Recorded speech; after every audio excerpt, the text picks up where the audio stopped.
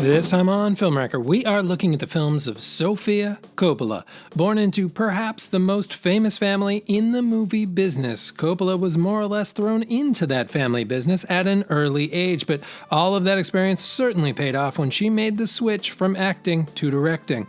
Coppola has since helmed 7 full-length films, a Christmas special, and an Italian opera, but we won't be talking about that last one here. And she has found her place right on the border of art house and commercial. But enough chit-chat, let's take a look at those films and count them down. Number 8, The Bling Ring. Based on the true story of a group of rich kids who broke into celebrity homes, Bling Ring rides the line between TMZ-powered reenactment and social commentary, although it never really achieves the latter. It feels like a movie for that small audience that's interested in what's in Paris Hilton's closet, but also likes art house films. While the story probably works better as an article than a movie, it is partly saved by Emma Watson, who plays way against type. But in the end, you don't really have anyone to root for, and the thrill of the crime gets old pretty fast.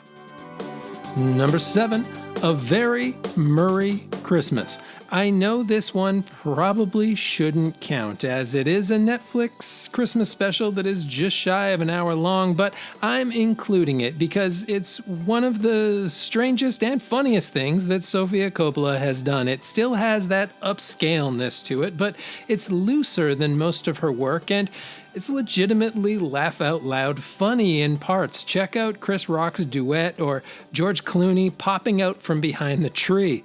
Of course, Murray is terrific as the driving force behind all of it, but there is more to it than that. Christmas specials are not easy things to make cool, but this one comes pretty close. Number 6, The Beguiled.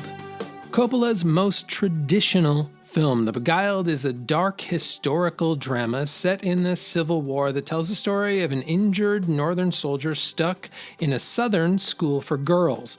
The highlights are the set design and the terrific cinematography, along with a strong cast that includes Kristen Dunst, Colin Farrell, Nicole Kidman, and Elle Fanning, all doing great work. But though it does do its job fine, it doesn't really break any new ground, so your mileage is really going to be based on how much you like this kind of thing, which could swing it much higher on the list for some. Number 5, Marie Antoinette.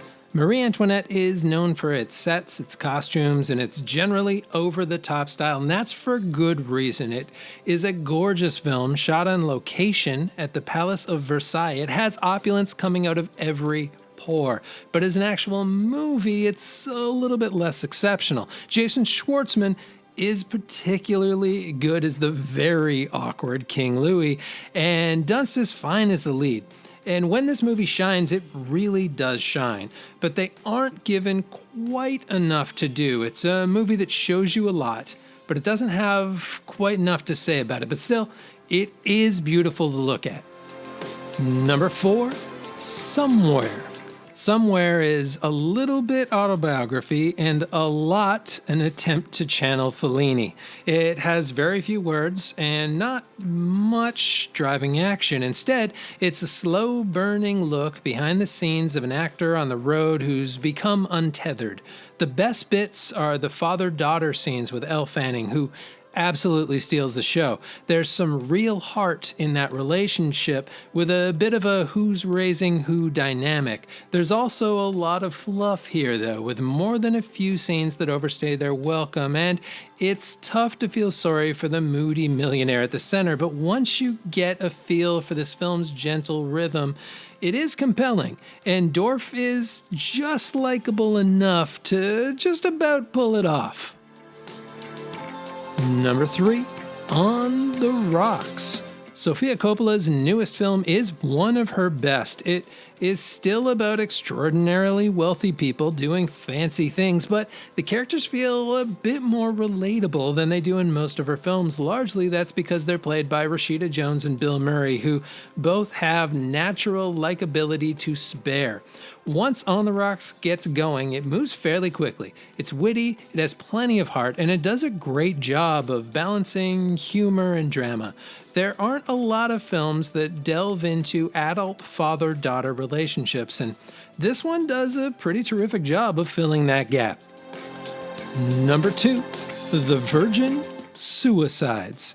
Sofia Coppola came onto the scene with a splash. The Virgin Suicides is a beautifully shot lyrical film that tells the story of 5 doomed sisters in suburban America. It's a coming-of-age film with all of the general tropes, including some funny and touching moments, first loves and awkward dates, and a central voiceover provided here by the always underrated Giovanni Ribisi, but it always has a dark, dark shadow hanging over it. This movie would set the stage for Coppola's career and her patient, poetic style and excellent use of music, as well as still being her best work with frequent collaborator Kirsten Dunst. Number 1, Lost in Translation. Was there ever any doubt? This is the movie that pushed Coppola out of her father's massive shadow once and for all. At the time, Lost in Translation felt different.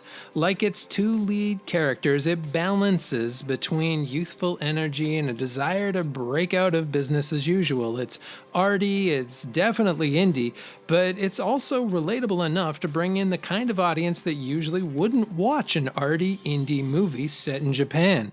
Murray's terrific in what was a career turning point, and Scarlett Johansson has phenomenal depth for an actress who was only 17 years old at the time. It can get a smidge slow at times, but the direction, the setting, the acting, and that classic ending make up for any shortcomings. And that is it. Let me know in the comments which are your faves. Have you seen the new one? What did you think? Also, please do like and subscribe, and hopefully I will see you all next time.